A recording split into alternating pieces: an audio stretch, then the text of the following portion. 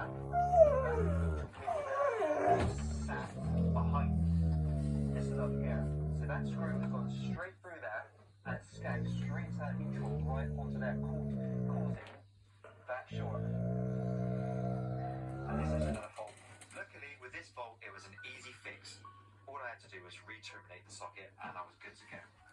So typically, if you have an RCT down at the maintenance position and again at the garage, if you have a fault, typically they will both trip at the same time.